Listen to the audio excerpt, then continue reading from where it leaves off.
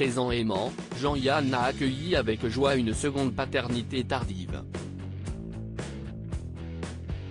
Très présent pendant les 10 premières années de son fils Jean-Christophe, il est brutalement décédé en 2003. La vie de l'enfant a alors pris une tournure plus difficile. 20 ans déjà que Jean-Yann a tiré sa révérence. Des années 50 à 80, l'acteur et réalisateur chansonnier de talent, a manié l'humour noir et caustique avec une indéniable virtuosité. Après avoir débuté dans le journalisme, Jean-Yann se tourne vers le cabaret, plus propice à son sens inné de la dérision. Il écume radio et télévision avec son complice Jacques Martin avant de se diriger vers le cinéma.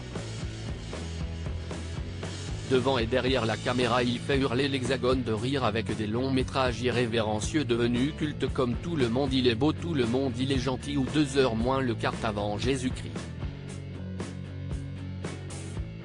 Mais son talent ne le cantonne pas à la gaudriole, il met son regard mélancolique et son air impénétrable et taciturne au service de Claude Chabrol.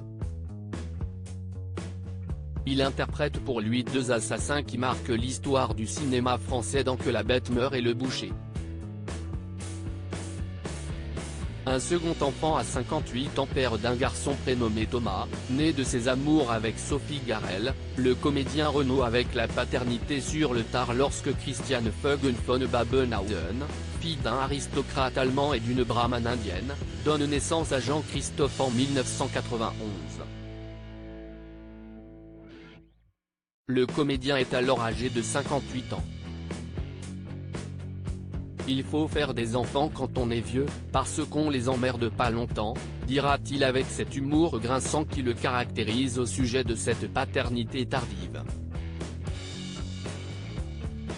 Un cynisme qui cache toutefois un papa investi et tendre dont se souvient la comédienne Julie-Marie Parmentier qui fut sa partenaire de jeu dans Chandolan et qui témoignait récemment sur Twitter évoquant le tournage de la série.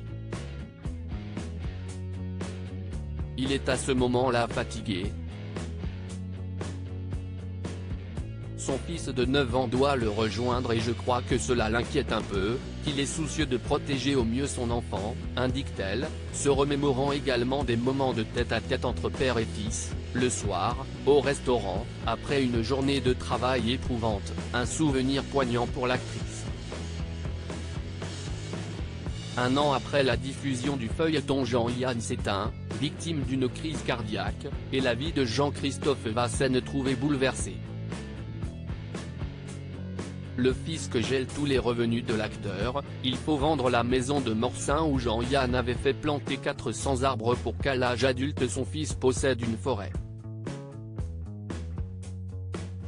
Christiane s'avère incapable de subvenir seule aux besoins de son enfant et décide de le confier à l'Adidas.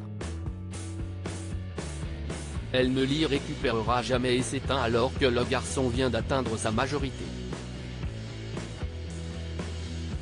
Jean-Christophe lui n'a pas écouté les préceptes de son papa, il a accueilli une petite fille prénommée Loeva en 2014. Une entorse que sans nul doute son pounet lui aura pardonné.